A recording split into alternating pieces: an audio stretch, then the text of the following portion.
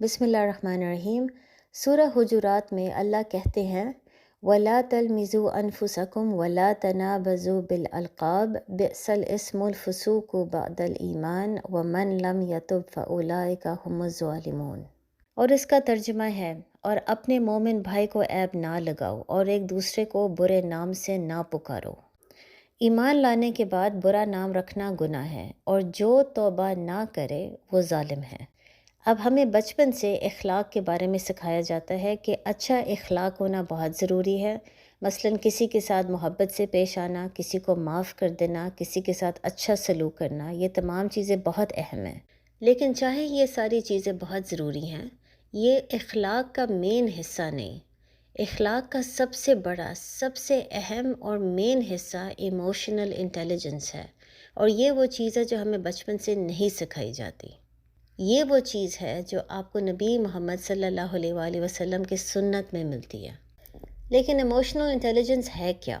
Emotional intelligence انا کا بالکل اپوزٹ ہے۔ تو جہاں پر انا ہمیں یہ سمجھاتا ہے کہ صرف اپنے بارے میں سوچو، اپنی خوشی کے بارے میں، اپنے خواب کے بارے میں، ان چیزوں کے بارے میں جس سے آپ کو خوشی ملتی ہے، ایموشنل انٹیلیجنس آپ کو یہ سکھاتا ہے کہ دوسروں کے بارے میں سوچو، دوسروں کی زندگی کے بارے میں سوچو کہ وہ کتنے خوش ہیں یا وہ کتنے پریشان ہیں، اور یہ سوچو کہ آپ کے الفاظ یا آپ کے رویے کی وجہ سے کسی اور کو تکلیف تو نہیں پہنچ رہی۔ تو آپ یہ سمجھ لیں کہ اگر انٹیلیجنس آپ کے دماغ کا حصہ ہے، ایموشنل انٹیلیجنس آپ کے دل کا حصہ ہے۔ تو جب ہم یہ کہتے ہیں کہ اخلاق کا مطلب ہے ایموشنل انٹیلیجنس، اس کا مطلب یہ ہے کہ اپنے دل سے سوچنا شروع کریں، اپنے دل سے محسوس کرنا شروع کریں۔ مثلاً اگر آپ کو کوئی پروموشن ملتی ہے، نئی جاب ملتی ہے، آپ کی جاب میں آپ کی سیلری بڑھ جاتی ہے، ہم سب سے پہلا کام کیا کرتے ہیں؟ ہم فوراً یہ بات سوشل میڈیا پر پوسٹ کر دیتے ہیں، ہم سیلیبریٹ کرتے ہیں، اپنے گھر والوں کو، دوستوں کو، سب کو بلا کے سیلیبریٹ کرتے ہیں، کیونکہ ہم چاہتے ہیں کہ سب کو پتہ چلے کہ ہمیں کتنی بڑی خوشی ملی ہے۔ لیکن کیا ہم 2 منٹ کے لیے سوچتے ہیں کہ ہمارے اس رویے سے دوسروں پر کیا گزرے گی؟ اس دوست کے بارے میں سوچے جو اتنے سالوں سے کوشش کر رہا ہے لیکن ابھی تک اس کو نوکری نہیں ملی۔ اس دوست کے بارے میں سوچے جو اتنے سالوں سے اپنی نوکری میں کام کر رہا ہے، بہت محنت کر رہا ہے، لیکن ابھی تک اس کو پروموشن نہیں ملی۔ اس کی کیفیت کیا ہوگی جب آپ یہ بات پوسٹ کریں گے یا جب آپ اس خبر پر سیلیبریٹ کریں گے؟ اسی طرح اگر آپ کے بہت شاندار گریڈز آتے ہیں، بہت اچھے مارکس آتے ہیں، ہم سب سے پہلا کام کیا کرتے ہیں؟ سوشل میڈیا پہ چڑھا دیتے ہیں، دوستوں کو، سب کو فون کر کے سب کو اعلان کر دیتے ہیں کہ ہم نے کتنے شاندار مارکس لیے ہیں۔ لیکن کیا ہم اس وقت 2 منٹ کے لیے سوچتے ہیں کہ ان دوستوں کی کیا کیفیت ہوگی جو فیل ہو گئے ہیں، یا جنہوں نے بہت جان ماری، بہت محنت کی لیکن ان کے مارکس اچھے نہیں آئے؟ اسی طرح کبھی کبھی ہماری اولاد بہت زبردست کرتی ہے، اسکول میں بڑے اچھے مارکس لے کر آتے ہیں، ہم فخر میں فوراً اس چیز کو پوسٹ کر کے سب کو اعلان کر دیتے ہیں۔ لیکن کیا ہم اس وقت یہ سوچتے ہیں کہ ان کی کیا کیفیت ہوگی جن کی اولاد ہی نہیں، یا ان کی کیا کیفیت ہوگی جن کی اولاد ہے لیکن ان کی اولاد نے اچھا نہیں کیا؟ ان تمام چیزوں کو ایموشنل انٹیلیجنس کہتے ہیں کہ صرف اپنی زندگی، اپنی خوشی، اپنے بارے میں نہ سوچے، دوسروں کے بارے میں سوچے۔ آخر کار کوئی وجہ تھی جو نبی محمد صلی اللہ علیہ وآلہ وسلم نے یہ بات کی تھی کہ ایک امت جسم کی طرح ہوتا ہے۔ اگر آپ کے جسم کا کوئی حصے میں درد ہے تو آپ اس چیز کو اگنور نہیں کر سکتے۔ مثلاً اگر آپ کے ایک بازو میں درد ہے، آپ اس بات پہ تو خوش نہیں ہوتے کہ شکر ہے میرے دوسرے بازو میں درد نہیں ہے، شکر ہے میری ٹانگوں میں درد نہیں ہے۔